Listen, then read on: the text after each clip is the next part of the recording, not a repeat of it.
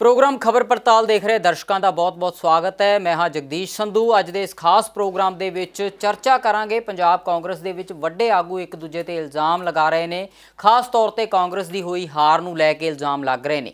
नाल दी नाल गल करांगे कांग्रेस के एक वड्डे आगू ते पंजाब दे विच विधान सभा दीआं टिकटां वेचण दे इल्जाम लग रहे हैं।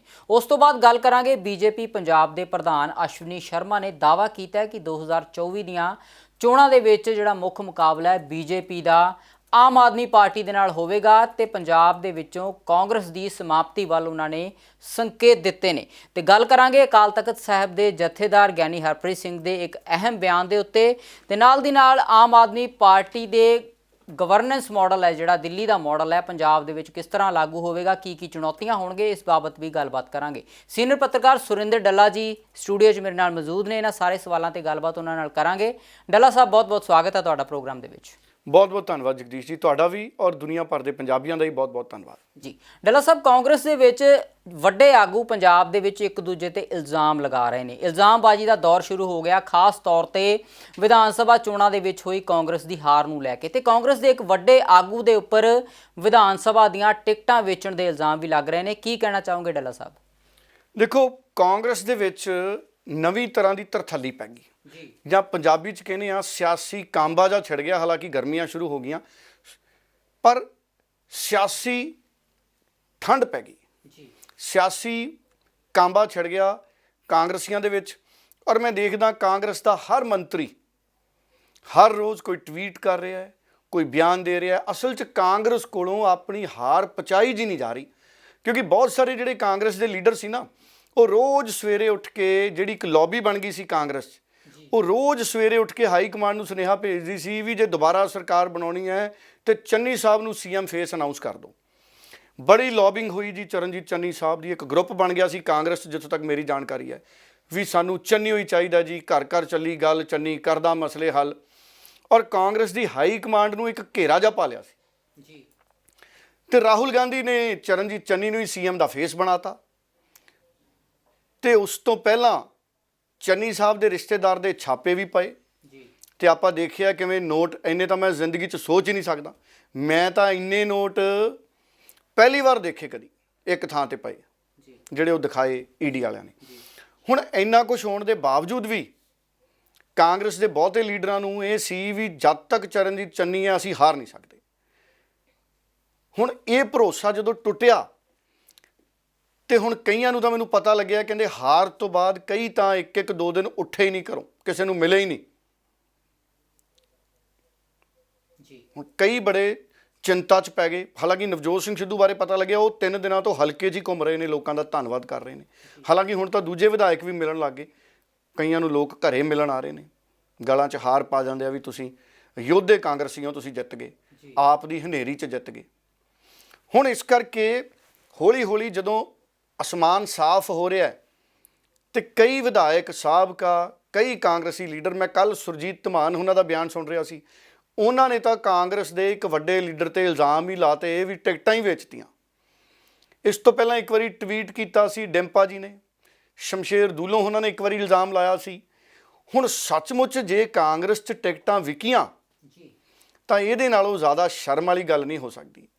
ਇਹਦਾ ਮਤਲਬ ਹੈ ਕਿ ਲੋਕਤੰਤਰ ਨੂੰ ਖਿਡਾਉਣਾ ਸਮਝ ਰਹੇ ਸੀ ਕੁਝ ਲੀਡਰ ਵੀ ਟਿਕਟਾਂ ਵੇਚਤੀਆਂ। ਇਹ ਬਹੁਤ ਸ਼ਰਮਨਾਕ ਕਾਰਾ ਸੀ। ਔਰ ਇਸੇ ਕਰਕੇ ਸ਼ਾਇਦ ਨਵਜੋਤ ਸਿੰਘ ਸਿੱਧੂ ਦੀਆਂ ਰਿਕਮੈਂਡ ਕੀਤੀਆਂ ਟਿਕਟਾਂ ਮਨਜ਼ੂਰ ਨਹੀਂ ਹੋਈਆਂ। ਨਵਜੋਤ ਸਿੰਘ ਸਿੱਧੂ ਨੂੰ ਇੱਕ ਲੌਬੀ ਕਾਂਗਰਸ ਜਿਹੜੀ ਬਣੀ ਸੀ ਉਹਨੇ ਇੱਕ ਪਾਸੇ ਜੇ ਲਾਤਾ ਸੀ। ਇਹ ਤਾਂ ਜਗ ਜ਼ਾਹਰ ਹੈ। ਹੁਣ ਕਿਸੇ ਨੇ ਮੇਰੀ ਗੱਲ ਸੁਣ ਕੇ ਖਬਰ ਵੀ ਲਾ ਲੈਣੀ, ਦੇਖਿਓ ਇਹ ਤਾਂ ਜਗ ਜ਼ਾਹਰ ਗੱਲਾਂ ਨੇ ਭਾਈ। ਸੋ ਇਸ ਕਰਕੇ ਹੁਣ ਹਾਰ ਦਾ ਖਮਿਆਜਾ ਦੇਣਾ ਪੈਣਾ। ਹੁਣ ਉਹਨਾਂ ਨੂੰ ਇਹ ਨਹੀਂ ਸਮਝ ਆ ਰਹੀ ਵੀ ਇਸ ਹਾਰ ਲਈ ਅਸੀਂ ਕਿਹਨੂੰ ਜ਼ਿੰਮੇਦਾਰ ਠਹਿਰਾਈਏ। ਹੁਣ ਜਿੰਨੇ ਮੰਤਰੀ ਨੇ ਜਿਹੜੇ ਕਹਿੰਦੇ ਸੀ ਕਿ ਚੰਨੀ ਸਾਹਿਬ ਦੀ ਅਗਵਾਈ 'ਚ ਅਸੀਂ ਜਿੱਤਾਂਗੇ, ਰਾਜਾ ਵੜਿੰਗ ਵੀ ਕਹਿੰਦੇ ਸੀ ਵੀ ਚਰਨਜੀਤ ਚੰਨੀ ਮੁੱਖ ਮੰਤਰੀ ਹੋਣ 'ਤੇ ਅਸੀਂ ਜਿੱਤ ਜਾਵਾਂਗੇ, ਪ੍ਰਗਟ ਸਿੰਘ ਵੀ ਕਹਿੰਦੇ ਸੀ, ਹਾਲਾਂਕਿ ਇਹ ਦੋਨੋਂ ਜਿੱਤ ਗਏ, ਪ੍ਰਗਟ ਸਿੰਘ ਤੇ ਰਾਜਾ ਵੜਿੰਗ, ਪਰ ਬਹੁਤ ਸਾਰੇ ਹਾਰ ਗਏ। ਹੁਣ ਉਹ ਚਰਨਜੀਤ ਚੰਨੀ ਉਹਨਾਂ 'ਤੇ ਦੋਸ਼ ਦੇ ਨਹੀਂ ਸਕਦੇ ਵੀ ਭਾਈ ਤੁਹਾਡੇ ਕਰਕੇ ਤੁਸੀਂ ਅਗਵਾਈ ਸੀ, ਤੁਸੀਂ ਫੇਸ ਸੀ ਮੁੱਖ ਮੰਤਰੀ ਦਾ। ਦੇਖੋ ਹਾਰ ਜਿੱਤ ਉਹਦੀ ਹੁੰਦੀ ਹੈ ਨਾ। अगर आम आदमी पार्टी जित्ती है तो भगवंत मान की जित है। अगर लोग किहड़ी सी पंजाब लोग कांग्रेस हारी है तो कैप्टन की हार है।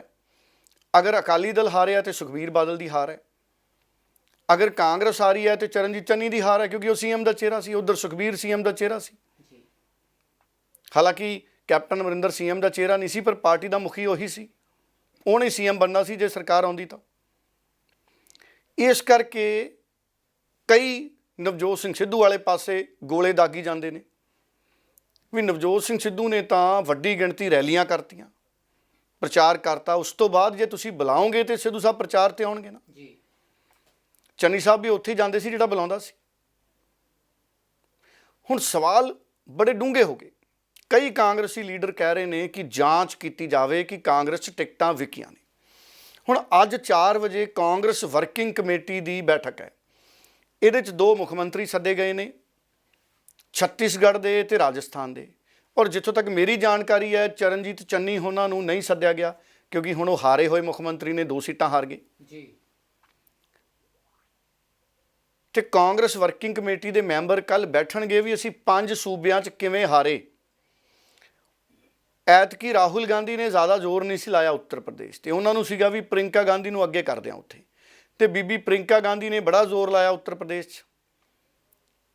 ਪਰ ਗੱਲ ਇਹ ਹੈ ਵੀ ਸਾਰੇ ਵਿਦਿਆਰਥੀ ਇਮਤਿਹਾਨਾਂ ਤੋਂ ਮਹੀਨਾ ਪਹਿਲਾਂ ਪੜ੍ਹ ਕੇ ਪਾਸ ਨਹੀਂ ਹੁੰਦੇ ਜੀ। ਬੀਬੀ ਪ੍ਰਿੰਕਾ ਗਾਂਧੀ ਨੇ ਬਹੁਤਾ ਜ਼ਿਆਦਾ ਸਮਾਂ ਨਹੀਂ ਉੱਥੇ ਉੱਤਰ ਪ੍ਰਦੇਸ਼ 'ਚ ਲਾਇਆ, ਉਹ ਵੀ ਟਾਵਾਂ ਹੀ ਜਾਇਆ ਕਰਦੇ ਸੀ। ਆ ਚੋਣਾਂ ਤੋਂ 2-3 ਮਹੀਨੇ ਪਹਿਲਾਂ ਸਰਗਰਮ ਹੋਏ ਸੀ, ਪਰ 5 ਸਾਲ ਮਿਹਨਤ ਕਰਨੀ ਪੈਂਦੀ ਆ। ਤੁਸੀਂ ਦੇਖੋ ਪੰਜਾਬ 'ਚ ਭਗਵੰਤ ਮਾਨ 5 ਸਾਲ ਤੁਰਦਾ ਫਿਰਦਾ ਰਿਹਾ, ਆਪ ਵਾਲੇ ਵੀ, ਹਾਲਾਂਕਿ ਅਕਾਲੀ ਦਲ ਨੇ ਵੀ 5 ਸਾਲ ਮਿਹਨਤ ਕੀਤੀ ਹੈ। ਉਹਨਾਂ ਨੂੰ ਤਾਂ ਚਲੋ ਜਿਹੜੇ ਪੁਰਾਣੇ ਅਕਾਲੀ ਦਲ ਦੇ ਰਾਜ ਨੇ ਉਹਨਾਂ ਕਰਕੇ ਕੌੜਾ ਤਜਰਬਾ ਝੱਲਣਾ ਪਿਆ, ਪਰ ਕਾਂਗਰਸ ਦੀਆਂ ਤਾਂ ਸੀਟਾਂ ਹੀ ਕਹਿੰਦੇ 2 ਆਈਆਂ ਉੱਤਰ ਪ੍ਰਦੇਸ਼ 'ਚ। ਔਰ ਮੈਨੂੰ ਪਤਾ ਲੱਗਿਆ ਕਹਿੰਦੇ 300 ਤੋਂ ਵੱਧ ਸੀਟਾਂ 'ਤੇ ਤਾਂ ਜ਼ਮਾਨਤ ਹੀ ਜ਼ਬਤ ਹੋ ਗਈ ਉੱਤਰ ਪ੍ਰਦੇਸ਼ 'ਚ ਕਾਂਗਰਸ ਦੀ। ਦੇਖੋ ਕਿੱਡੀ ਖਸਤਾ ਹਾਲਤ ਕਾਂਗਰਸ ਦੀ ਹੋ ਗਈ। ਔਰ ਹੁਣ ਕਾਂਗਰਸ ਵਰਕਿੰਗ ਕਮੇਟੀ ਇਸ ਗੱਲ ਦੀ ਪੜਤਾਲ ਕਰੂਗੀ ਵੀ ਕਾਂਗਰਸ ਨੂੰ ਐਡੀ ਨਮੋਸ਼ੀ ਕਿਉਂ ਹੋਈ, ਕਾਂਗਰਸ ਨੂੰ ਐਡੀ ਬੁਰੀ ਹਾਰ ਦਾ ਸਾਹਮਣਾ ਕਿਉਂ ਕਰਨਾ ਪਿਆ। ਅੱਜ ਵਿਚਾਰ ਕਰਨਗੇ ਜੀ ਜੀ। ਡੱਲਾ ਸਾਹਿਬ, ਬੀਜੇਪੀ ਪੰਜਾਬ ਦੇ ਪ੍ਰਧਾਨ ਅਸ਼ਵਨੀ ਸ਼ਰਮਾ ਹੋਣਾ ਨੇ ਵੀ ਕਾਂਗਰਸ ਦੀ ਮੌਜੂਦਾ ਸਥਿਤੀ ਦੇ ਉੱਪਰ ਬਿਆਨ ਦਿੱਤਾ ਹੈ।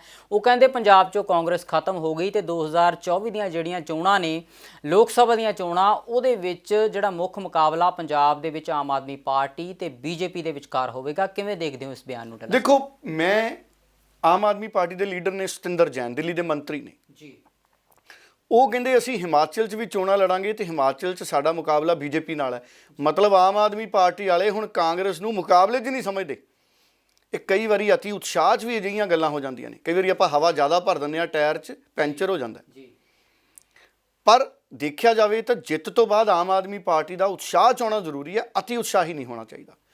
ਸਤਿੰਦਰ ਜੈਨ ਕਹਿੰਦੇ ਹਿਮਾਚਲ 'ਚ ਸਾਡਾ ਮੁਕਾਬਲਾ ਹੀ ਬੀਜੇਪੀ ਨਾਲ ਹੈ। ਹਾਲਾਂਕਿ ਜ਼ਿਮਨੀ ਚੋਣਾਂ ਕਾਂਗਰਸ ਜਿੱਤ ਗਈ ਸੀ, ਪਿੱਛੇ ਜੇ ਜ਼ਿਮਨੀ ਚੋਣਾਂ ਹੋਈਆਂ ਸੀ ਹਿਮਾਚਲ 'ਚ। ਚਲੋ ਆਮ ਆਦਮੀ ਪਾਰਟੀ ਵਾਲਿਆਂ ਨੂੰ ਲੱਗਦਾ ਹੈ, ਹੁਣ ਆਮ ਆਦਮੀ ਪਾਰਟੀ ਵਾਲੇ ਕਹਿੰਦੇ ਹਿਮਾਚਲ 'ਚ ਸਾਡਾ ਮੁਕਾਬਲਾ ਬੀਜੇਪੀ ਨਾਲ ਹੈ। ਪੰਜਾਬ 'ਚ ਅਸ਼ਵਨੀ ਸ਼ਰਮਾ ਕਹਿੰਦੇ 2024 ਦੀਆਂ ਲੋਕ ਸਭਾ ਚੋਣਾਂ 'ਚ ਸਾਡਾ ਮੁਕਾਬਲਾ ਆਮ ਆਦਮੀ ਪਾਰਟੀ ਨਾਲ ਹੈ। ਇਹਦਾ ਮਤਲਬ ਹੈ ਨਾ ਪੰਜਾਬ 'ਚ ਬੀਜੇਪੀ ਕਾਂਗਰਸ ਨੂੰ ਮੰਨਣ ਨੂੰ ਤਿਆਰ ਹੈ, ਨਾ ਆਪ, ਨਾ ਹਿਮਾਚਲ 'ਚ ਆਪ ਕਾਂਗਰਸ ਨੂੰ ਮੰਨਣ ਨੂੰ ਤਿਆਰ ਹੈ। ਹੁਣ ਇਸ ਕਰਕੇ ਕਾਂਗਰਸੀਆਂ ਨੂੰ ਮਿਹਨਤ ਕਰਨੀ ਪੈਣੀ ਹੈ। ਭਾਈ ਇਕੱਠੇ ਹੋ ਜਾਓ, ਲੋਕਾਂ 'ਚ ਜਾਓ।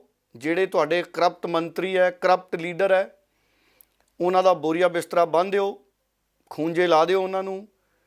ਹੁਣ ਤਾਂ ਇਮਾਨਦਾਰਾਂ ਦਾ ਹੀ ਜ਼ਮਾਨਾ ਹੈ, ਆਪ 'ਚ ਵੀ ਇਮਾਨਦਾਰ ਹੈ, ਬੀਜੇਪੀ 'ਚ ਵੀ ਇਮਾਨਦਾਰ ਹੈ। ਕਰਪਟ ਲੀਡਰਾਂ ਨਾਲ ਸਿਆਸਤ ਨਹੀਂ ਹੋਣੀ। ਲੋਕ ਬੜੇ ਸਿਆਣੇ ਹੋ ਗਏ ਜੀ। ਹੁਣ ਤਾਂ ਜਿਹੜੇ ਕਹਿੰਦੇ ਪੈਸੇ ਪੂਸੇ ਵੰਡਦੇ ਰਹੇ ਨਾ ਰਾਤਾਂ ਨੂੰ, ਮੈਨੂੰ ਪਤਾ ਨਹੀਂ, ਵੈਸੇ ਮੈਂ ਅਖਬਾਰਾਂ 'ਚ ਖਬਰਾਂ ਦੇਖੀਆਂ, ਚਰਚਾਵਾਂ ਸੁਣੀਆਂ ਮੈਂ। ਉਹ ਇੱਕ ਪੱਤਰਕਾਰ ਨੇ, ਰੰਧਾਵਾ ਸਾਹਿਬ, ਉਹ ਵੀ ਕਈ ਵਾਰ ਚਰਚਾ ਕਰਦੇ ਰਹਿੰਦੇ। ਉਹਨਾਂ ਦਾ ਪੈਨਲ ਇੱਕ ਦਿਨ ਕਹਿੰਦਾ ਸੀ ਵੀ ਪੈਸੇ ਵੰਡੇ ਗਏ। ਹੁਣ ਲੋਕ ਐਡੇ ਸਿਆਣੇ ਹੋ ਗਏ, ਜੇ ਕਿਸੇ ਨੇ ਪੈਸੇ ਵੰਡ ਵੀ ਦਿੱਤੇ ਤੇ ਲੋਕ ਕਹਿੰਦੇ ਖਾਓ ਜੀ। ਭਾਈ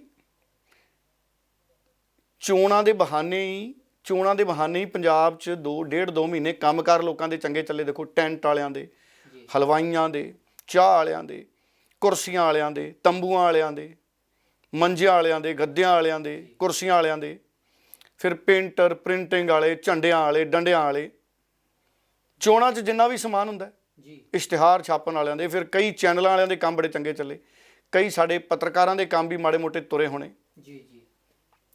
ਸੋ ਇਸ ਕਰਕੇ ਚਾਹ ਵਾਲਿਆਂ ਦਾ ਕੰਮ ਵੀ ਚੰਗਾ ਚੱਲਿਆ, ਪਰੌਂਠੇ ਵਾਲਿਆਂ ਦਾ। ਸੋ ਇਸ ਕਰਕੇ ਹਲਵਾਈਆਂ ਦਾ ਵੀ ਕੰਮ ਤੁਰਿਆ ਹੋਣਾ, ਮਜ਼ਦੂਰਾਂ ਦਾ, ਦਿਹਾੜੀਦਾਰਾਂ ਦਾ ਵੀ, ਫਿਰ ਆਟੋ ਵਾਲੇ, ਰਿਕਸ਼ੇ ਵਾਲੇ ਭਰਾ ਸਾਡੇ ਸਾਰਿਆਂ ਦਾ ਕੰਮ ਤੁਰਿਆ।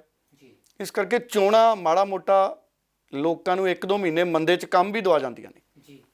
ਪਰ ਜਿਹੜੀਆਂ ਹੁਣ ਬੀਜੇਪੀ ਦਾ ਉਤਸ਼ਾਹ ਹੈ, ਮੈਨੂੰ ਇਹ ਲੱਗਦਾ ਜਗਦੀਸ਼ ਜੀ ਕਿ ਵੱਡੀ ਗਿਣਤੀ 'ਚ ਕਾਂਗਰਸ 'ਚ ਹੁਣ ਵੀ ਕਾਂਗਰਸ ਦੇ ਕਈ ਮੌਜੂਦਾ MP ਟੁੱਟ ਕੇ ਬੀਜੇਪੀ 'ਚ ਜਾ ਸਕਦੇ ਨੇ। ਉਹ ਸਹੀ ਵਕਤ ਦੇ ਇੰਤਜ਼ਾਰ 'ਚ ਹੈ। ਹੋ ਸਕਦਾ 6 ਮਹੀਨੇ ਪਹਿਲਾਂ ਚਲੇ ਜਾਣ ਪਾਰਲੀਮੈਂਟ ਦੀਆਂ ਚੋਣਾਂ ਤੋਂ, ਪਰ ਉਹ ਮਾਹੌਲ ਜਿਹਾ ਦੇਖ ਕੇ ਜਾਣਗੇ, ਕਿਉਂਕਿ ਪੰਜਾਬ 'ਚ ਬੀਜੇਪੀ ਦਾ ਮਾਹੌਲ ਵੀ ਬਹੁਤਾ ਚੰਗਾ ਨਹੀਂ, ਪਰ ਬੀਜੇਪੀ ਦਾ ਵੋਟ ਪਰਸੈਂਟੇਜ ਵੱਧ ਗਿਆ। ਕੱਲੀ ਆਪਣੇ ਦਮ ਤੇ ਬੀਜੇਪੀ ਲੜੀ ਸੀ, 6% ਟੱਪ ਗਈ। ਬਹੁਜਨ ਸਮਾਜ ਪਾਰਟੀ 2 ਤੋਂ ਥੱਲੇ ਰਹਿ ਗਈ, ਬੀਜੇਪੀ 6% ਤੋਂ ਟੱਪ ਗਈ। ਔਰ ਕੋਈ ਵੱਡੀ ਗੱਲ ਨਹੀਂ, ਕਾਂਗਰਸ ਦੇ ਕਈ MP, ਮੌਜੂਦਾ MP ਬੀਜੇਪੀ 'ਚ ਛਾਲ ਮਾਰ ਜਾਣ 2024 ਤੋਂ ਪਹਿਲਾਂ, ਕਿਉਂਕਿ ਕਾਂਗਰਸ ਨੇ ਪਤਾ ਨਹੀਂ ਕਿਹੋ ਜਿਹੇ ਲੋਕਾਂ ਨੂੰ ਟਿਕਟਾਂ ਦੇਣੀਆਂ ਭਾਈ। ਕਾਂਗਰਸ ਨੂੰ ਹੁਣ ਨਵੇਂ ਚਿਹਰੇ ਲਿਆਉਣੇ ਪੈਣੇ, ਨਵੇਂ ਚਿਹਰੇ ਬਿਲਕੁਲ ਐਨ ਕਾਂਗਰਸ ਨੂੰ ਲੋਕ ਸਭਾ ਦੀਆਂ ਚੋਣਾਂ 'ਚ ਸਾਦੇ ਚਿਹਰੇ, ਜਗਦੀਸ਼ ਜੀ ਤੁਹਾਡੇ ਵਰਗੇ ਮੇਰੇ ਵਰਗੇ ਸਾਦੇ ਬੰਦੇ, ਉਹੋ ਜਿਹੇ ਬੰਦੇ ਲਿਆਉਣੇ ਪੈਣੇ ਕਾਂਗਰਸ ਨੂੰ। ਪੂਰੇ ਪੰਜਾਬ 'ਚ 13 ਬੰਦੇ ਇਹੋ ਜਿਹੇ ਲੱਭਣੇ ਪੈਣੇ, ਜਿਹੜੇ ਚਲੋ ਬਹੁਤ ਘੈਂਟ ਲੀਡਰ ਨੇ ਕਾਂਗਰਸ ਦੇ, ਉਹਨਾਂ ਨੂੰ ਤਾਂ ਟਿਕਟਾਂ ਦੇ ਹੀ ਦੇਣ, ਨਹੀਂ ਤਾਂ ਨਵੇਂ ਇਹੋ ਜਿਹੇ ਲੋਕ ਲੱਭਣੇ ਪੈਣੇ ਜਿਨ੍ਹਾਂ ਦਾ ਰਾਜਨੀਤੀ ਦਾ ਜ਼ਿਆਦਾ ਤਜਰਬਾ ਨਹੀਂ, ਕਿਉਂਕਿ ਆਮ ਆਦਮੀ ਪਾਰਟੀ ਨੇ ਵੀ ਇਹੋ ਜਿਹੀਆਂ ਨਵੇਂ ਲੀਡਰਾਂ ਨੂੰ ਲੈ ਕੇ ਆਉਣਾ ਜੀ। ਡੱਲਾ ਸਾਹਿਬ, ਵਿਧਾਨ ਸਭਾ ਚੋਣਾਂ ਦੇ ਨਤੀਜਿਆਂ ਨੂੰ ਲੈ ਕੇ ਸ਼੍ਰੀ ਅਕਾਲ ਤਖਤ ਸਾਹਿਬ ਦੇ ਜਥੇਦਾਰ ਗਿਆਨੀ ਹਰਪ੍ਰੀਤ ਸਿੰਘ ਦਾ ਇੱਕ ਅਹਿਮ ਬਿਆਨ ਸਾਹਮਣੇ ਆਇਆ। ਉਹ ਕਹਿੰਦੇ ਸ਼੍ਰੋਮਣੀ ਅਕਾਲੀ ਦਲ ਦਾ ਇਸ ਤਰ੍ਹਾਂ ਸੱਤਾ ਦੇ ਵਿੱਚੋਂ ਸਾਫ਼ ਹੋ ਜਾਣਾ, ਖਤਮ ਹੋ ਜਾਣਾ ਸਿੱਖਾਂ ਦੇ ਲਈ ਕਿਤੇ ਨਾ ਕਿਤੇ ਨੁਕਸਾਨਦੇਹ ਹੈ। ਕਿਵੇਂ ਦੇਖਦੇ ਹੋ ਇਸ ਬਿਆਨ ਨੂੰ? ਜਗਦੀਸ਼ ਜੀ, ਸ਼੍ਰੀ ਅਕਾਲ ਤਖਤ ਸਾਹਿਬ ਦੇ ਜਥੇਦਾਰ ਗਿਆਨੀ ਹਰਪ੍ਰੀਤ ਸਿੰਘ ਜੀ ਦਾ ਜਿਹੜਾ ਇਹ ਬਿਆਨ ਹੈ, ਮੈਂ ਇਸ ਬਿਆਨ ਨੂੰ ਬਹੁਤ ਸੰਜੀਦਗੀ ਦੇ ਨਾਲ ਦੇਖਦਾ, ਬਹੁਤ ਪ੍ਰਭਾਵਿਤ ਕੀਤਾ ਮੈਨੂੰ ਵੀ ਉਹਨਾਂ ਦੇ ਇਸ ਬਿਆਨ ਨੂੰ। ਦੇਖੋ, 2 ਗੱਲਾਂ ਨੇ। ਇੱਕ ਗੱਲ ਤਾਂ ਸਾਫ਼ ਹੈ ਕਿ ਸਾਡਾ ਸਿੱਖ ਭਾਈਚਾਰਾ ਭਾਰਤ ਦੇ ਵਿੱਚ, ਸਾਡੇ ਮੁਲਕ 'ਚ ਘੱਟ ਗਿਣਤੀ 'ਚ ਹੈ। ਹਾਲਾਂਕਿ ਇਹ ਮੁਲਕ ਸਾਰਿਆਂ ਦਾ ਹੀ ਹੈ ਸਾਡਾ, ਇਹ ਕਿਸੇ ਇੱਕ ਧਿਰ ਦਾ ਨਹੀਂ।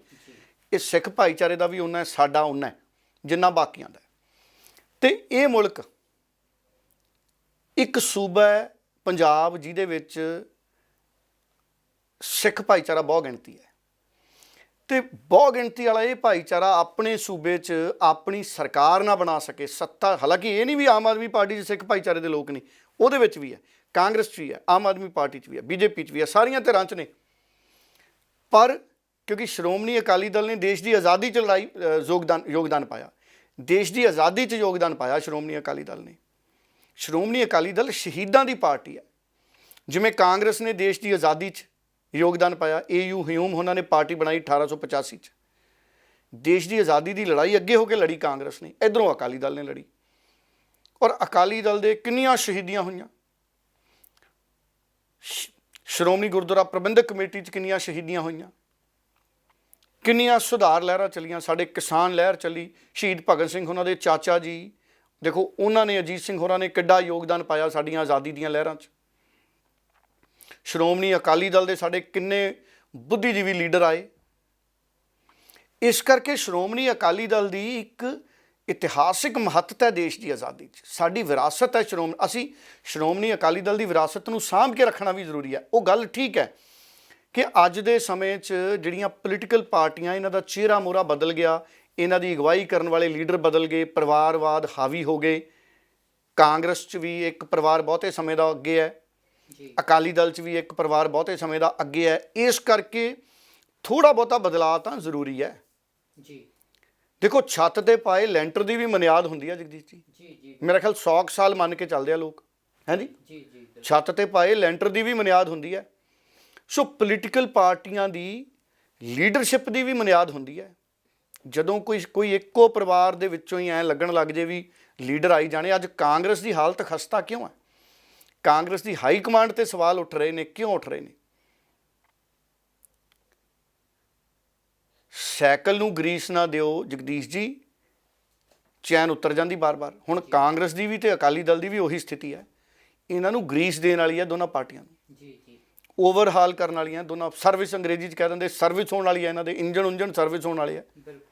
ਨਵੇਂ ਤਰੀਕੇ ਨਾਲ, ਨਵੀਂ ਸੋਚ, ਨਵੀਆਂ ਜ਼ਰੂਰਤਾਂ, ਨਵੇਂ ਚਿਹਰੇ, ਨਵੀਂ ਲੀਡਰਸ਼ਿਪ, ਨਵੀਂ ਜਵਾਨੀ ਔਰ ਇਮਾਨਦਾਰੀ। ਆਜ਼ਾਦੀ ਦੀ ਲੜਾਈ ਇਹਨਾਂ ਪਾਰਟੀਆਂ ਨੇ ਇਮਾਨਦਾਰੀ ਨਾਲ ਲੜੀ, ਪਰ ਸਿਆਸਤ ਦੀ ਲੜਾਈ 'ਚ ਇਹ ਪਾਰਟੀਆਂ ਇਮਾਨਦਾਰੀ ਬਰਕਰਾਰ ਨਹੀਂ ਰੱਖ ਸਕੀਆਂ। ਦੇਖੋ, ਅਕਾਲੀ ਦਲ ਹੋਵੇ, ਕਾਂਗਰਸ ਹੋਵੇ, ਕਿੰਨੇ ਲੀਡਰ ਕਰਪਸ਼ਨ ਅੱਜ ਫੜੇ ਗਏ ਆ ਜੀ। ਲੀਡਰ ਕੋਈ ਕਰਪਸ਼ਨ ਕਰ ਹੀ ਕਿਵੇਂ ਜਾਵੇ ਜੀ? ਜੇ ਕੋਈ ਕਰਦਾ ਹੈ ਤੇ ਜਿਵੇਂ ਆਪਾਂ ਚਾਹ ਚੋਂ ਰੋੜੀ ਕੱਢ ਕੇ ਸੁੱਟ ਦਿੰਦੇ ਆ ਨਾ ਜੀ, ਐ ਲੀਡਰ ਪਾਰਟੀਆਂ ਚੋਂ ਬਾਹਰ ਕਰ ਦੇਣੇ ਚਾਹੀਦੇ ਨੇ ਜੀ। ਸਾਡੇ ਕਹਿੰਦੇ ਲੀਡਰ ਇੰਨਾ ਕਰਪਟ ਹੁੰਦਾ ਹੈ, ਕਹਿੰਦੇ ਉਹ ਪਾਰਟੀ ਚੋਂ ਕਿਉਂ ਨਹੀਂ ਨਿਕਲਿਆ? ਕਹਿੰਦੇ ਉਹ ਥੋੜੇ ਜਿਹੇ ਪੈਸੇ ਦੇ ਆਇਆ। ਸੋ ਸਾਡੇ ਜਿਹੜਾ ਲੀਡਰ ਕਰਪਟ ਹੁੰਦਾ ਉਹ ਕਰਪਸ਼ਨ ਵੰਡ ਦਿੰਦਾ ਅੱਗੇ। ਇਸੇ ਕਰਕੇ ਪਾਰਟੀਆਂ ਬਦਨਾਮ ਹੋਈਆਂ ਚਲੀਆਂ ਜਾਂਦੀਆਂ ਨੇ। ਕਾਂਗਰਸ ਹਾਰੀ, ਕਾਂਗਰਸ ਜਿਹੜੀ ਖਤਮ ਹੋ ਰਹੀ ਹੈ, ਦੇਖੋ 2G 3G ਫਲਾਣਾ ਜੀ ਢਮਕਾਣਾ ਜੀ। ਫਿਰ ਖੇਡਾਂ ਉੱਥੇ ਜਿਹੜੀਆਂ ਕਾਮਨਵੈਲਥ ਖੇਡਾਂ ਹੋਈਆਂ ਸੀ ਉਹਨਾਂ ਦਾ ਘੁਟਾਲਾ, ਘੁਟਾਲਿਆਂ ਨੇ ਕਾਂਗਰਸ ਖਤਮ ਕਰਤੀ, ਕਿਉਂਕਿ ਅੰਨਾ ਹਜ਼ਾਰੇ ਨੇ ਆਖਰੀ ਕਿੱਲ ਠੋਕਤਾ ਸੀ ਅੰਦੋਲਨ ਕਰਕੇ। ਪੰਜਾਬ 'ਚ ਵੀ ਅਰਵਿੰਦ ਕੇਜਰੀਵਾਲ ਨੇ ਕਾਂਗਰਸ ਦੀ ਕਰਪਸ਼ਨ ਨੂੰ ਹੀ ਮੁੱਦਾ ਬਣਾਇਆ ਨਾ। ਅਕਾਲੀ ਦਲ ਵੀ ਕਰਪਸ਼ਨ ਕਰਕੇ ਹਟੀ ਜੀ, ਕਰਪਸ਼ਨ ਔਰ ਇਨਸਾਫ ਨਾ ਦੇਣਾ। ਸੋ ਇਸ ਕਰਕੇ ਇਮਾਨਦਾਰੀ ਹੁਣ ਸਿਆਸਤ ਦਾ ਮੁੱਢ ਹੈ। ਇਮਾਨਦਾਰੀ ਤੋਂ ਬਿਨਾਂ ਪਾਰਟੀਆਂ ਅੱਗੇ ਨਹੀਂ ਵਧਣਗੀਆਂ। ਨਰਿੰਦਰ ਮੋਦੀ ਬਾਰ-ਬਾਰ ਸੂਬਿਆਂ 'ਚ ਕਿਉਂ ਜਿੱਤਦਾ? ਹੁਣ ਆਦਿੱਤਿਆਨਾਥ ਯੋਗੀ ਯੂਪੀ 'ਚ ਕਿਉਂ ਜਿੱਤ ਗਿਆ? ਕਿਉਂਕਿ ਗੱਲ ਫਿਰ ਇਮਾਨਦਾਰੀ ਦੀ ਆ ਗਈ। ਕਿਸੇ ਵੀ ਸੂਬੇ 'ਚ ਬੀਜੇਪੀ ਦੀ ਸਰਕਾਰ ਕਿਉਂ ਨਹੀਂ ਹਾਰਦੀ? ਤੁਸੀਂ ਦੱਸੋ। ਪੰਜਾਬ 'ਚ ਆਪ ਜਿੱਤ ਗਈ, ਉੱਤਰਾਖੰਡ 'ਚ ਕਿਉਂ ਨਹੀਂ ਜਿੱਤੀ? ਯੂਪੀ 'ਚ ਖਾਤਾ ਕਿਉਂ ਨਹੀਂ ਖੁੱਲ੍ਹਿਆ ਆਮ ਆਦਮੀ ਪਾਰਟੀ ਦਾ? ਉੱਥੇ ਕੀ ਪਾਰਟੀ ਬਦਲ ਗਈ? ਇਹੀ ਕੇਜਰੀਵਾਲ ਗੋਆ 'ਚ ਵੀ ਜਾ ਕੇ ਭਾਸ਼ਣ ਕਰਦੇ ਸੀ, ਉਹੀ ਗਰੰਟੀਆਂ ਕੇਜਰੀਵਾਲ ਨੇ ਗੋਆ 'ਚ ਵੀ ਦਿੱਤੀਆਂ ਜੀ, ਉੱਤਰਾਂਚਲ 'ਚ ਵੀ ਦਿੱਤੀਆਂ ਉਹੀ ਗਰੰਟੀਆਂ। ਉੱਥੇ ਕੇਜਰੀਵਾਲ ਦੀਆਂ ਗਰੰਟੀਆਂ ਫੇਲ ਕਿਉਂ ਹੋ ਗਈਆਂ ਤੇ ਸਾਡੇ ਪਾਸ ਕਿਉਂ ਹੋ ਗਈਆਂ? ਕਿਉਂ? ਕਿਉਂਕਿ ਇੱਥੇ ਜਿਹੜੀਆਂ ਸਾਡੀਆਂ ਸੱਤਾਂ ਨੇ ਉਹ ਕਰਪਟ ਸੀ। ਉੱਥੇ ਬੀਜੇਪੀ ਇਮਾਨਦਾਰੀ ਦੀ ਸਰਕਾਰ ਚਲਾ ਰਹੀ ਸੀ ਤੇ ਇਮਾਨਦਾਰੀ ਨੂੰ ਹਰਾਉਣਾ ਬਹੁਤ ਔਖਾ ਹੈ। ਦੇਖੋ ਕੇਜਰੀਵਾਲ ਕਿੱਥੋਂ ਕਿੱਥੋਂ ਜਿੱਤਦਾ, ਜਿੱਥੇ ਕਰਪਸ਼ਨ ਹੁੰਦੀ। ਦਿੱਲੀ 'ਚ ਕਾਂਗਰਸ ਦਾ ਰਾਜ ਰਿਹਾ, ਕਰਪਸ਼ਨ ਸੀ ਜ਼ਿਆਦਾ, ਕੇਜਰੀਵਾਲ ਸਰਕਾਰ ਬਣਾ ਗਿਆ। ਪੰਜਾਬ 'ਚ ਕਰਪਸ਼ਨ ਸੀ ਜ਼ਿਆਦਾ, ਕੇਜਰੀਵਾਲ ਸਰਕਾਰ ਬਣਾ ਗਿਆ। ਹੁਣ ਕੇਜਰੀਵਾਲ ਦੀ ਸਰਕਾਰ ਉੱਥੇ ਬਣੂ ਜਿੱਥੇ ਕਰਪਸ਼ਨ ਹੋ ਜੀ। ਹੁਣ ਜਿੱਥੇ ਅੱਗੇ ਬੀਜੇਪੀ ਦੀ ਸਰਕਾਰ ਹੈ ਉਹ ਵੀ ਕੇਜਰੀਵਾਲ ਦੇ ਬਰਾਬਰ ਇਮਾਨਦਾਰ ਨੇ। ਦੇਖੋ ਇਹ ਤਾਂ ਦੁਨੀਆ ਜਾਣਦੀ ਹੈ ਨਾ, ਕੇਜਰੀਵਾਲ ਸਾਹਿਬ ਨੇ ਬੀਜੇਪੀ ਦੇ ਕਈ ਲੀਡਰਾਂ ਨੂੰ ਕਰਪਟ ਕਿਹਾ ਸੀ ਤੇ ਮਾਫੀਆ ਮੰਗੀਆਂ। ਇਸ ਕਰਕੇ ਤੁਸੀਂ ਇਮਾਨਦਾਰ ਵਿਅਕਤੀ ਨੂੰ ਹਰਾ ਨਹੀਂ ਸਕਦੇ। ਨਵਜੋਤ ਸਿੰਘ ਸਿੱਧੂ ਕਿਉਂ ਨਹੀਂ ਵਿਰੋਧੀ, ਜਿਹੜੇ ਇਹ ਵਿਰੋਧੀ ਨੇ, ਇਹਨਾਂ ਦੀ ਜਾਲ 'ਚ ਫਸਦਾ ਕਰਪਟ ਲੀਡਰਾਂ ਦੇ? ਕਿਉਂਕਿ ਉਹ ਇਮਾਨਦਾਰ ਹੈ ਜੀ। ਕਰਪਟ ਲੀਡਰ ਉਹਦੇ ਕੋਲੇ ਜਾਂਦਾ ਹੀ ਡਰਦਾ ਹੈ। ਇਸੇ ਤਰ੍ਹਾਂ ਕੇਜਰੀਵਾਲ ਹੈ। ਕੇਜਰੀਵਾਲ ਨੂੰ ਵੀ ਫਿਲਟਰ ਲਾਉਣਾ ਪੈਣਾ ਆਮ ਆਦਮੀ ਪਾਰਟੀ 'ਚ ਵੀ ਦੂਜੀਆਂ ਪਾਰਟੀਆਂ 'ਚੋਂ ਜਿਹੜੇ ਲੀਡਰ ਲੈਣੇ ਆ ਨਾ ਉਹ ਸਾਫ਼ ਹੋ ਕੇ ਆਣ, ਐਨ ਕਲੀਨ ਇਮੇਜ ਵਾਲੇ ਲੀਡਰ ਲਾਓ ਦੂਜੀਆਂ ਪਾਰਟੀਆਂ ਦੇ, ਨਹੀਂ ਤਾਂ ਨਹੀਂ ਲਾਓ ਜੀ। ਨਹੀਂ ਤਾਂ 2-4 ਇਹੋ ਜਿਹੇ ਆ ਗਏ। ਉਹ ਕਹਾਵਤ ਹੈ ਨਾ, ਮੈਂ ਸਕੂਲ 'ਚ ਪੜ੍ਹਦਾ ਹੁੰਦਾ ਸੀ ਕਿ ਮੱਛੀ ਜਿਹੜੀ ਫਿਸ਼ ਹੁੰਦੀ ਹੈ ਉਹ ਆਪਣੀ ਕਿਸਮ ਮੁਤਾਬਕ ਸਮੁੰਦਰ 'ਚ ਰੰਗ ਛੱਡਦੀ ਹੈ ਜੀ। ਮੱਛੀ ਗੰਦੀ ਹੋਵੇ ਤੇ ਸਮੁੰਦਰ ਗੰਦਾ ਹੋ ਜਾਂਦਾ ਜੀ। ਇਸ ਕਰਕੇ ਸੋਚ ਸਮਝ ਕੇ ਲੀਡਰਸ਼ਿਪ ਆਵੇ। ਔਰ ਜਿਹੜਾ ਤੁਹਾਡਾ ਸਵਾਲ ਸੀ ਮੈਂ ਉਹਦੇ ਤੇ ਫਿਰ ਮੁੜਦਾ ਕਿ ਜਥੇਦਾਰ ਸਾਹਿਬ ਦੀ ਚਿੰਤਾ ਹੈ ਕਿ ਸਾਡਾ ਸੂਬਾ ਜਿਹੜਾ ਇੱਥੇ ਦੇਸ਼ ਦੀ ਘੱਟ ਗਿਣਤੀ, ਇੱਥੇ ਬਹੁ ਗਿਣਤੀ 'ਚ ਹੈ ਤੇ ਸਾਡੀ ਸਰਕਾਰ ਇੱਥੇ ਕਿਉਂ ਨਾ ਬਣੇ। ਕੋਸ਼ਿਸ਼ ਹੋਣੀ ਚਾਹੀਦੀ ਹੈ ਕਿ ਸ਼੍ਰੋਮਣੀ ਅਕਾਲੀ ਦਲ ਦੀ ਸਰਕਾਰ ਬਣੇ। ਹਾਲਾਂਕਿ ਸਿੱਖ ਹਰ ਸਰਕਾਰ 'ਚ ਹੈ, ਪਰ ਸ਼੍ਰੋਮਣੀ ਅਕਾਲੀ ਦਲ ਕਿਉਂਕਿ ਇਹਨੂੰ ਸਿੱਖਾਂ ਦੀ ਨੁਮਾਇੰਦਾ ਪਾਰਟੀ ਕਿਹਾ ਜਾਂਦਾ ਹੈ, ਦੇਸ਼ ਦੀ ਆਜ਼ਾਦੀ 'ਚ ਪਾਰਟੀ ਚੱਲਦੀ ਰਹੀ ਹੈ। ਜਿੰਨੀ ਚੁਣੌਤੀ ਕਾਂਗਰਸ 'ਚ ਹੈ ਉਨੀ ਚੁਣੌਤੀ ਅਕਾਲੀ ਦਲ 'ਚ ਹੈ ਜੀ। ਉਧਰ ਜਿਵੇਂ ਰਾਹੁਲ ਗਾਂਧੀ ਪ੍ਰਧਾਨ ਮੰਤਰੀ ਨਹੀਂ ਬਣ ਸਕੇ, ਇੱਧਰ ਸੁਖਬੀਰ ਬਾਦਲ ਮੁੱਖ ਮੰਤਰੀ ਨਹੀਂ ਬਣ ਸਕੇ ਜੀ। ਉਹ ਕੌਮੀ ਪਾਰਟੀ ਦੇ ਪ੍ਰਧਾਨ ਨੇ, ਸੁਖਬੀਰ ਬਾਦਲ ਖੇਤਰੀ ਪਾਰਟੀ ਦੇ ਪ੍ਰਧਾਨ ਨੇ। ਸੋ ਦੋਨਾਂ ਦੀਆਂ, ਕਾਂਗਰਸ ਤੇ ਅਕਾਲੀ ਦਲ ਦੀ ਸਥਿਤੀ ਪੰਜਾਬ 'ਚ ਇੱਕੋ ਜਿਹੀ ਹੋ ਗਈ ਜੀ। ਜਿਵੇਂ ਕਾਂਗਰਸ ਦੀ ਦੇਸ਼ 'ਚ ਹੈ, ਲਗਭਗ ਉੱਦਾਂ ਦੀ ਅਕਾਲੀ ਦਲ ਦੀ ਪੰਜਾਬ 'ਚ ਹੈ। ਇਸ ਕਰਕੇ ਜਥੇਦਾਰ ਸਾਹਿਬ ਦੀ ਚਿੰਤਾ ਹੈ ਵੀ ਅਸੀਂ ਅਕਾਲੀ ਦਲ ਨੂੰ ਪੁਨਰ ਸੁਰਜੀਤ ਕਰੀਏ। ਆਪਣੀ ਈਗੋ ਸਾਰੀਆਂ ਸਿੱਖਾਂ ਨਾਲ ਸੰਬੰਧਿਤ ਪਾਰਟੀਆਂ ਛੱਡਣ, ਸ਼੍ਰੀ ਅਕਾਲ ਤਖਤ ਸਾਹਿਬ ਤੇ ਪੁੱਜਣ, ਇਕੱਠੇ ਹੋ ਕੇ ਜਿਹੜੇ ਸਿੱਖ ਭਾਈਚਾਰੇ ਦੀਆਂ ਸਮੱਸਿਆਵਾਂ ਨੇ, ਸਿੱਖਾਂ ਦੀਆਂ ਮੰਗਾਂ ਨੇ, ਜਿਹੜੇ ਏਜੰਡੇ ਨੇ, ਉਹਨਾਂ ਦੇ ਉੱਤੇ ਘੱਟੋ ਘੱਟ ਜਿਹੜਾ ਇੱਕ ਸਰਬਸੰਮਤੀ ਦਾ ਪ੍ਰੋਗਰਾਮ ਬਣਾ ਕੇ ਸਾਰੀਆਂ ਪਾਰਟੀਆਂ ਅੱਗੇ ਵਧਣ ਤਾਂ ਕਿ ਸ਼੍ਰੋਮਣੀ ਅਕਾਲੀ ਦਲ ਨੂੰ ਤਕੜਾ ਕੀਤਾ ਜਾ ਸਕੇ। ਦੇਖੋ ਮੈਂ ਅੱਗੇ ਵੀ ਕਹਿਣਾ ਹੁੰਦਾ, ਸਾਡੇ ਲੋਕਾਂ ਨੇ ਕੰਮ ਬਹੁਤ ਚੰਗਾ ਕੀਤਾ, ਆਮ ਆਦਮੀ ਪਾਰਟੀ ਦੀ ਸਰਕਾਰ ਬਣਾਤੀ, ਪਰ ਮੈਂ ਅੱਗੇ ਵੀ ਕਹਿੰਦਾ ਸੀ ਸਰਕਾਰ ਉਹ ਬਣਾਈਓ ਜਿਹੜੀ ਬਹੁਤੇ ਜ਼ਿਆਦਾ ਬਹੁਮਤ ਵਾਲੀ ਨਾ ਹੋਵੇ। 65 ਸੀਟਾਂ 70 ਸੀਟਾਂ ਆ ਜਾਂਦੀਆਂ ਤਾਂ ਠੀਕ ਸੀ। ਜਦੋਂ 92 ਸੀਟਾਂ ਹੋ ਜਾਂਦੀਆਂ ਨੇ, ਸਰਕਾਰਾਂ ਬੇਖੌਫ ਹੋ ਜਾਂਦੀਆਂ ਨੇ ਵੀ ਅਸੀਂ ਨਹੀਂ ਟੁੱਟਦੀਆਂ। ਟੁੱਟ ਤਾਂ ਸੋਟੀਆਂ ਵੀ ਜਾਂਦੀਆਂ ਨੇ, ਟੁੱਟ ਤਾਂ ਲੋਹਾ ਪਿਘਲ ਜਾਂਦਾ ਜੀ 100 ਡਿਗਰੀ ਟੈਂਪਰੇਚਰ 'ਤੇ ਭੱਠੀਆਂ 'ਚ। ਸੋ ਇਸ ਕਰਕੇ ਹੋ ਸਭ ਕੁਝ ਜਾਂਦਾ ਹੈ, ਪਰ ਅਗਰ ਵਿਰੋਧੀ ਧਿਰ ਮਜ਼ਬੂਤ ਹੋਵੇ ਨਾ ਤੇ ਸਰਕਾਰਾਂ ਮਨਮਰਜ਼ੀ ਨਹੀਂ ਕਰ ਸਕਦੀਆਂ। ਹੁਣ ਗਰੰਟੀਆਂ ਜਿਹੜੀਆਂ ਦਿੱਤੀਆਂ ਕੇਜਰੀਵਾਲ ਸਾਹਿਬ ਨੇ, ਉਹਨਾਂ ਗਰੰਟੀਆਂ ਨੂੰ ਲਾਗੂ ਕਰਾਉਣ ਲਈ ਵਿਰੋਧੀ ਧਿਰਾਂ ਦਾ ਜ਼ੋਰ ਲੱਗ ਜਾਣਾ ਜਗਦੀਸ਼ ਜੀ। ਇਸ ਕਰਕੇ ਜਥੇਦਾਰ ਸਾਹਿਬ ਦੀ ਚਿੰਤਾ ਹੈ ਕਿ ਜਿਹੜੇ ਸਿੱਖਾਂ ਦੇ ਮਸਲੇ ਨੇ, ਜਿਹੜੇ ਆਜ਼ਾਦੀ ਤੋਂ ਪਹਿਲਾਂ ਵਾਅਦੇ ਹੋਏ ਸੀ, ਜਿਹੜੇ ਇੱਕ ਪੰਜਾਬੀ ਸੂਬੇ ਦੀ ਗੱਲ ਸੀ, ਪੰਜਾਬੀ ਸੂਬੇ ਦੇ ਹੱਕਾਂ ਦੀਆਂ ਗੱਲਾਂ ਨੇ, ਜਿਹੜੇ ਪੰਜਾਬ ਦੇ ਹੱਕ ਨੇ, ਪੰਜਾਬੀ ਬੋਲਦੇ ਇਲਾਕਿਆਂ ਦੀ ਗੱਲ ਹੈ, ਜਿਹੜਾ ਸਾਡਾ ਚੰਡੀਗੜ੍ਹ ਹੈ ਸਾਡੀ ਰਾਜਧਾਨੀ, ਇਹ ਸਾਰੀਆਂ ਮੰਗਾਂ ਸ਼੍ਰੋਮਣੀ ਅਕਾਲੀ ਦਲ ਸੰਘਰਸ਼ ਕਰਦਾ ਰਿਹਾ, ਅੱਗੇ ਵਧਾਉਂਦਾ ਰਿਹਾ। ਰਾਜੀਵ ਲੌਂਗੋਵਾਲ ਸਮਝੌਤਾ ਜਿਹੜਾ ਲਾਗੂ ਨਹੀਂ ਹੋਇਆ, ਕਿੰਨੀਆਂ ਮੰਗਾਂ ਦੀ ਸਹਿਮਤੀ ਬਣੀ ਸੀ। ਸੋ ਇਸ ਕਰਕੇ ਪੰਜਾਬ ਦੀਆਂ ਉਹ ਸਾਰੀ ਹੱਕੀ ਮੰਗਾਂ, ਹੁਣ ਸਤਲੁਜ ਯਮੁਨਾ ਲਿੰਕ ਨਹਿਰ ਹੈ, ਹੁਣ ਆਉਂਦੇ ਦਿਨਾਂ 'ਚ ਬਹੁਤ ਵੱਡਾ ਮੁੱਦਾ ਬਣਨ ਵਾਲਾ ਪੰਜਾਬ 'ਚ। ਜਗਦੀਸ਼ ਜੀ ਅੱਜ ਲਿਖ ਲਓ, ਮੈਂ ਤੁਹਾਨੂੰ ਉਦਣ ਵੀ ਲਿਖਾਇਆ ਸੀ, ਜਿਵੇਂ ਕੇਜਰੀਵਾਲ ਸਾਹਿਬ ਕਾਗਜ਼ 'ਤੇ ਲਿਖ ਕੇ ਦਿੰਦੇ ਸੀ ਨਾ ਵੀ ਚਰਨਜੀਤ ਚੰਨੀ ਦੋਵੇਂ ਸੀਟਾਂ ਤੋਂ ਹਾਰੂ, ਸਤਲੁਜ ਯਮੁਨਾ ਲਿੰਕ ਨਹਿਰ ਪੰਜਾਬ ਦੇ ਪਾਣੀਆਂ ਦਾ ਬਹੁਤ ਵੱਡਾ ਮੁੱਦਾ ਬਣਨ ਵਾਲਾ ਆਉਂਦੇ ਦਿਨਾਂ 'ਚ। ਕਈ ਸਾਡੇ ਪੰਜਾਬੀ ਜ਼ਰੂਰ ਕਹਿੰਦੇ ਹੋਣਗੇ ਵੀ ਡੱਲਾ ਜੀ ਕੀ ਗੱਲ ਕਰੀ ਜਾਂਦੇ ਹੋ, ਕੁਛ ਨਹੀਂ ਹੁੰਦਾ। ਸਾਡੇ ਕਿਸਾਨ ਇੱਕ ਨੇ, ਹਰਿਆਣੇ ਪੰਜਾਬ ਦੇ ਸਾਰੇ ਨਾਗਰਿਕ ਇੱਕ ਨੇ, ਪਰ ਸਰਕਾਰਾਂ ਨਹੀਂ ਇੱਕ। ਇਸ ਕਰਕੇ ਇਹ ਮਸਲਾ ਜਿਹੜਾ ਹੈ ਇਹ ਹੁਣ ਕਾਨੂੰਨੀ ਤੌਰ ਤੇ ਪਚੀਦਾ ਹੋਊਗਾ। ਹੋਰ ਡੱਲਾ ਸਾਹਿਬ, ਭਗਵੰਤ ਮਾਨ ਹੁਣਾਂ ਨੇ ਪੰਜਾਬ ਦੇ ਵਿੱਚ ਮੁਹੱਲਾ ਗਵਰਨੈਂਸ ਮਾਡਲ ਲਾਗੂ ਕਰਨ ਦੀ ਗੱਲ ਕੀਤੀ ਹੈ। ਮੈਂ ਜਾਣਨਾ ਚਾਹੂੰਗਾ ਕੀ ਹੈ ਇਹ ਮੁਹੱਲਾ ਗਵਰਨੈਂਸ ਮਾਡਲ ਤੇ ਕਿਹੜੀਆਂ-ਕਿਹੜੀਆਂ ਚੁਣੌਤੀਆਂ ਰਹਿਣ ਵਾਲੀਆਂ ਨੇ ਪੰਜਾਬ ਦੇ ਵਿੱਚ ਇਸ ਮਾਡਲ ਨੂੰ ਲਾਗੂ ਕਰਨ ਦੇ ਵਿੱਚ? ਦੇਖੋ, ਭਗਵੰਤ ਮਾਨ ਨੇ ਜਿਹੜਾ ਮੁਹੱਲਾ ਗਵਰਨੈਂਸ ਦਾ ਮਾਡਲ ਹੈ ਨਾ, ਇੱਕ ਤਾਂ ਉਹ ਕਹਿੰਦੇ ਵੀ ਵਿਧਾਇਕ MLA ਸਾਡੇ ਪਿੰਡਾਂ 'ਚ ਜਾਣ, ਸ਼ਹਿਰਾਂ 'ਚ ਜਾਣ, ਲੋਕਾਂ 'ਚ ਜਾਣ, ਅਫਸਰ ਲੋਕਾਂ 'ਚ ਜਾਣ ਤੇ ਕੰਮ ਕਰਨ। ਇਹ ਬੜਾ ਚੰਗਾ ਫੈਸਲਾ ਹੈ। ਚੁਣੌਤੀਆਂ ਬਹੁਤ ਨੇ। ਦਿੱਲੀ ਮਾਡਲ ਲਾਗੂ ਕਰਨਾ ਤਾਂ ਮੁਹੱਲਾ ਕਲੀਨਿਕ 12,000 ਤੋਂ ਜ਼ਿਆਦਾ ਪਿੰਡ ਨੇ, 12,500, ਉੱਥੇ ਪੈਸਾ ਚਾਹੀਦਾ, ਇਨਕਮ ਚਾਹੀਦੀ ਹੈ। ਦੂਸਰਾ, ਗਰੰਟੀਆਂ ਪੂਰੀਆਂ ਕਰਨ ਲਈ ਇਨਕਮ ਚਾਹੀਦੀ ਹੈ। 300 ਯੂਨਿਟ ਮੁਫਤ ਬਿਜਲੀ ਦੇਣ ਲਈ ਇਨਕਮ ਚਾਹੀਦੀ ਹੈ, ਕਿਉਂਕਿ ਦਿੱਲੀ ਦਾ ਮਾਡਲ 300 ਯੂਨਿਟ ਮੁਫਤ ਬਿਜਲੀ ਦਿੰਦਾ।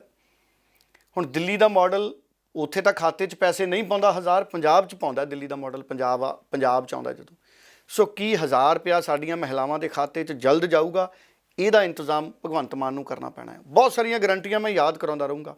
ਚੰਗਾ ਕੰਮ ਬਹੁਤ ਕੀਤਾ ਕੱਲ੍ਹ ਇੱਕ ਭਗਵੰਤ ਮਾਨ ਨੇ, ਵੱਡੀ ਗਿਣਤੀ 'ਚ ਸੁਰੱਖਿਆ ਵਾਪਸ ਲੈ ਲਈ, ਸੁਰੱਖਿਆ 'ਚ ਕਟੌਤੀ ਕਰਤੀ 122 ਲੀਡਰਾਂ ਦੇ। ਮੈਂ ਕੱਲ੍ਹ ਵਾਲੇ ਪ੍ਰੋਗਰਾਮ 'ਚ ਸਾਰਿਆਂ ਦੇ ਨਾਮ ਵੀ ਪੜ੍ਹੇ ਸੀ, ਹੋ ਸਕਦਾ ਕਿਸੇ ਕੋਲ ਕੁਝ ਮੁਲਾਜ਼ਮ ਰਹਿ ਗਏ ਹੋਣ। ਸੁਰੱਖਿਆ ਦੇ ਲਈ, ਸੁਰੱਖਿਆ ਦੇਣ ਦੇ ਲਈ ਬਕਾਇਦਾ ਇੱਕ ਕਮਿਸ਼ਨ ਬਣਾ ਦੇਣਾ ਚਾਹੀਦਾ ਹੈ ਜਾਂ ਇੱਕ ਕਾਰਪੋਰੇਸ਼ਨ ਬਣਾ ਦੇਣੀ ਚਾਹੀਦੀ ਹੈ। ਨਵੀਆਂ ਭਰਤੀਆਂ ਕੀਤੀਆਂ ਜਾਣ ਤੇ ਪੇਡ ਸੁਰੱਖਿਆ ਦਿੱਤੀ ਜਾਵੇ ਸਾਡੇ ਪੋਲੀਟੀਕਲ ਲੀਡਰਾਂ ਨੂੰ, ਜਿਹੜਾ ਵੀ ਚਾਹੁੰਦਾ, ਔਰ ਉਹਦੇ ਨਾਲ ਸਾਡੇ ਬੇਰੁਜ਼ਗਾਰਾਂ ਦੀ ਤਨਖਾਹ ਸਰਕਾਰ ਕੱਢੇ, ਔਰ ਉਹਦੇ ਨਾਲ ਨਾਲ ਸਰਕਾਰ ਦੇ ਮਾਲੀਏ 'ਚ ਪੈਸਾ ਆਵੇ। ਮੁਫਤ ਸੁਰੱਖਿਆ ਦੇਣ ਦੀ ਲੋੜ ਨਹੀਂ। ਜਿਹੜੇ ਲੋਕ ਸੁਰੱਖਿਆ ਲੈ ਸਕਦੇ ਨੇ, ਜਿਨ੍ਹਾਂ ਨੇ ਕੋਈ ਉਦਯੋਗਪਤੀ ਹੈ, ਕੋਈ ਲੀਡਰ ਹੈ, ਕੋਈ ਸਕੱਤਰ ਹੈ, ਕੋਈ ਜਨਰਲ ਸਕੱਤਰ ਹੈ, ਬਹੁਤ ਸਾਰੇ ਲੋਕ ਨੇ ਜਿਨ੍ਹਾਂ ਨੂੰ ਸੁਰੱਖਿਆ ਚਾਹੀਦੀ ਹੈ, ਮੁਫਤ ਸੁਰੱਖਿਆ ਨਾ ਦਿੱਤੀ ਜਾਵੇ। ਮੁਫਤ ਸੁਰੱਖਿਆ ਸਿਰਫ ਬਹੁਤ ਲੋੜੀਂਦੇ ਲੋਕਾਂ ਨੂੰ ਦਿੱਤੀ ਜਾਵੇ। ਸੋ ਕੱਲ੍ਹ ਬਹੁਤ ਸਾਰੇ ਲੀਡਰਾਂ ਦੀ ਸੁਰੱਖਿਆ ਵਾਪਸ ਲਈ ਹੈ ਭਗਵੰਤ ਮਾਨ ਹੁਣਾਂ ਨੇ। ਬੜੇ ਚੰਗੇ ਫੈਸਲੇ ਭਗਵੰਤ ਮਾਨ ਹੁਣਾਂ ਵੱਲੋਂ ਕੀਤੇ ਗਏ ਨੇ। ਔਰ 16 ਨੂੰ ਸਹੁੰ ਚੁੱਕ ਸਮਾਗਮ ਹੈ। ਅੱਜ ਰੋਡ ਸ਼ੋਅ ਹੈ ਭਗਵੰਤ ਮਾਨ ਤੇ ਅਰਵਿੰਦ ਕੇਜਰੀਵਾਲ ਦਾ ਅੰਮ੍ਰਿਤਸਰ ਦੇ ਵਿੱਚ। ਉਹਨਾਂ ਨੂੰ ਸ਼ੁਭ ਇੱਛਾਵਾਂ ਜੀ। ਡੱਲਾ ਸਾਹਿਬ, ਹੁਣ ਸਮਾਪਤੀ ਵੱਲ ਵਧਦੇ ਹਾਂ ਜੀ। ਤੁਹਾਡਾ ਬਹੁਤ ਧੰਨਵਾਦ। ਤੁਸੀਂ ਪੰਜਾਬ ਦੇ ਸਿਆਸੀ ਹਾਲਾਤਾਂ ਦੇ ਉੱਪਰ ਵਿਚਾਰ ਚਰਚਾ ਕੀਤੀ, ਆਪਣੇ ਵਿਚਾਰ ਰੱਖੇ। ਹੁਣ ਸਮਾਪਤ ਕਰਦੇ ਹਾਂ ਜੀ ਪ੍ਰੋਗਰਾਮ ਨੂੰ। ਬਹੁਤ ਧੰਨਵਾਦ ਡੱਲਾ ਸਾਹਿਬ ਤੁਹਾਡਾ। ਬਹੁਤ ਧੰਨਵਾਦ ਜੀ, ਬਹੁਤ ਧੰਨਵਾਦ।